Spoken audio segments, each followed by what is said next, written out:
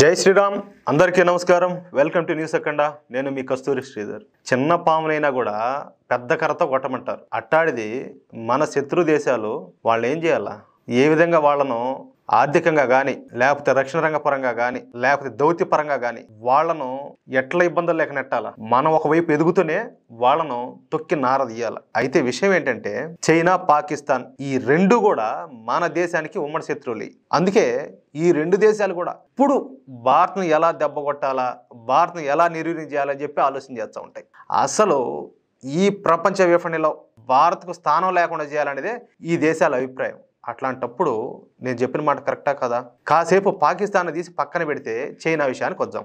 భారత్లో నరేంద్ర మోడీ ప్రభుత్వం రాక ముందు నుంచే చైనా తన ఆటనైతే ప్రారంభించింది. ఒక పక్క అరబ్ దేశాలతో పాటు ఆఫ్రికన్ దేశాలను కూడా పెద్ద ఎత్తున ఆయా దేశాల్లో వాణిజ్య సంబంధాలు పెట్టుకొని ఈ దేశాలలో భారత్కు పెద్దగా విలువ లేకుండా చేసింది. దానివల్ల ఆ దేశాలలో ముడి ఖనిజాలు అలాగే చమురు వీటన్నిటిని కూడా తక్కువ ధరలకే చైనా కొనుగోలు చేస్తూ ఉంది. దీంతో ఇప్పుడు మోడీ ప్రభుత్వం మెల్లగా పావులు కదుపుతా ఉంది. అరబ్ దేశాలలో అలాగే ఆఫ్రికన్ దేశాలలో అలాగే మన ఆసియా దేశాలలో మన భారత్ పట్టునైతే పెంచుకునేందుకు భారత్ సిద్ధమవుతుంది. ఇందులో భాగంగా ఆయా దేశాలతో బలమైన వాణిజ్య సంబంధాలను అలాగే ద్వైపాక్షిక సంబంధాలను మెరుగుపరుచుకోవడం కోసం ముందుగా ఆయా దేశాలతో రక్షణ సంబంధాలను మెరుగుపరుచుకునేందుకు భారత్ తన అస్త్రశస్త్రాలను అయితే బయటకు తీస్తూ ఉంది. ఇందులో భాగంగా సౌదీ అరేబియా, యుఏఈ అలాగే ఒమాను, ఖతరు, బహ్రెయిన్ ఇలాంటి 26 దేశాలకు సంబంధించిన నేవీ క్యాడెట్లకు మన భారతదేశం నేవీ శిక్షణ ఇస్తుంది. భారత్లో మొత్తంగా 14 నావల్ స్కూల్స్ అలాగే ట్రైనింగ్ సెంటర్లు ఉన్నాయి.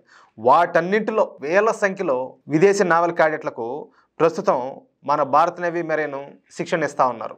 అలాగే ఆర్మీ ప్రపంచంలోని ముఖ్యంగా ఆఫ్రికన్ దేశాలు అలాగే గల్ఫ్ దేశాలు మన ఆసియా దేశాలకు భారత ఆర్మీ ప్రస్తుతం ఈ మిలిటరీ ట్రైనింగ్ అయితే ఇస్తూ ఉన్నారు. మొత్తంగా ప్రపంచంలోని 100 దేశాల ఆర్మీ క్యాడెట్లకు భారత ఆర్మీ పూర్తి స్థాయిలో శిక్షణ ఇస్తుంది. ఇలా ఆయా దేశాలతో బలమైన రక్షణ సంబంధాలను మెరుగుపరుచుకోవడం ద్వారా వాణిజ్య సంబంధాలను మరింతగా పెంచుకోవాలని మోడీ ప్రభుత్వం భావిస్తూ ఉంది. తద్వారా ఆయా దేశాలలో చైనా హవాను తగ్గించే దిశగా భారత పావులు కదుపుతుండడం ఇక్కడ విశేషం. ఒక్కసారి ఆలోచించండి. మనం చదరంగం ఆడతాం.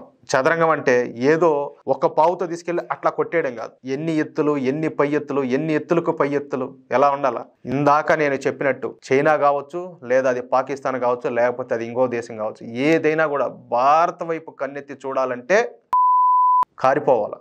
ముప్పు తిప్పలు పెట్టి వీళ్ళు వేసే ఎత్తులు పై ఎత్తులు వీళ్ళు వేసే పాచికలు ఎలా ఉండాలంటే ఆ అవతలి దేశాలను ముప్పు తిప్పలు పెట్టి 36 చెరువులు కాదు ఎన్ని సముద్రాలు ఉంటాయో ప్రపంచంలో అన్ని సముద్రాల నీళ్ళను తాగించాలి. ఆ విధంగా చేయాలి. కానీ ఇప్పుడు మన భారత ప్రధాని నరేంద్ర మోడీ గారు ఎవరైతే ఉన్నారో ఆయన మీద భారత ప్రజలకు ప్రతి ఒక్కరికి కూడా నమ్మకం ఉంది. మన దేశాన్ని ప్రపంచంలోనే అగ్రగామిగా విశ్వగురువుగా ఆయన ప్రాతినిధ్యంలో ముందుకు తీసుకెళ్తారని చెప్పేసి నేను ఖచ్చితంగా నమ్ముతా ఉన్నా.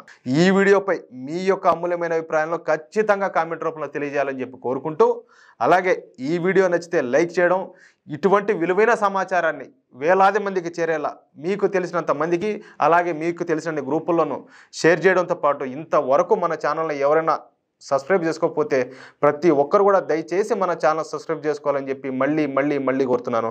జై శ్రీరామ్.